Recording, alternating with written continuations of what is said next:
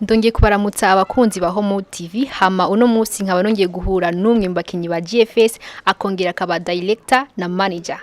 Mwitwa bande? Nitwa Ciza Joseph. Okay, Ciza Joseph, turumva ko uri manager wa GFS kongiruka mu director. Wamaze kudirectinga ifilm nyabaki? Ni film nyinshi tumaze kwandika tugadirectinga. Ya mbere ni film yitwa Sezerano, yindi yitwa Inzira idashika, yindi yitwa Koreta. Ubu tukaba tugeze ku film yitwa Indoto. Ni film ikomeye cyane abarundi batamenyereye, twakinye nka kujya kwa abanyamahanga ko bo muri Hollywood bakina na cyane aba Nigeria, kuko ni cinema twakoze mu buhinga bwa none. Ni cinema ikomeye cyane. Yindi tugezemwo nayo nyene ni umukobwa mwiza. Izo zose nizo turiko turakora uko dushoboye kose kugira ngo abarundi bamenye yuko dushoboye.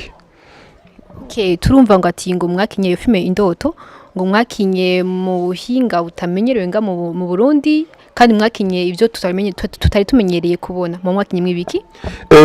Filme ni filme ikomeye cyane. Ni filme twakinye ijanye n'abantu bagenda mu ba daimoni bakarondera itunga, ariko rero amaherezo y'iryo tunga wumva yuko usubira handi aho waruri. Iyo filme rero Indoto irerekana neza yuko mugiye wo kurikira ibintazi ushobora kugira ibibazo. Ni impanuro ikomeye cyane twaye abantu ako barondera ubuzima babicishije mu nguvu zabo, baguma bazerinze bagenda muri binabiriya bakoresha inguvu Imana yabaye kugira ngo baronke ubuzima. Nico iyo filme Indoto isigura, na cyane iyo filme tukaba tuzoisora vuba itariki 18 z'ukwezi kwa gatanu mu 2019. Tukaba dushimiye n'umushikiranganje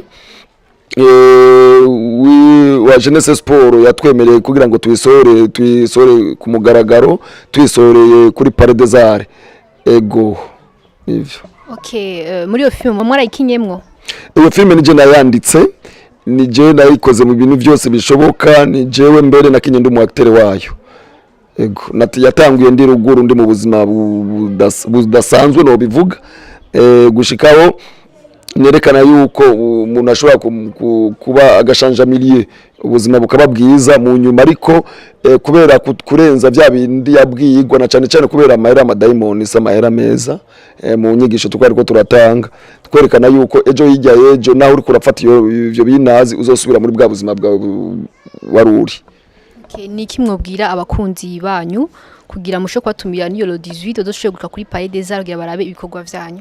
Ego mu kubatumira turabatumira abarundi bose kugira ngo baze barabe filme Ndundi, na cyane filme Ndundi ni filme ziryoshe cyane, nuko abantu bataramenya ivy'abarundi bashoboye. Burya abarundi turashoboye, na cyane bivanye n'icivugo ca GFS, dukunda ivy'iwacu, duteze imbere ivy'iwacu, turabi ivy'iwacu, na cyane ingene natwe abarundi twoshigikirana, umva dushigikira ivy'iwacu. Nivyo rero mu civugo ca GFS ku bintu bitatu tuvuga.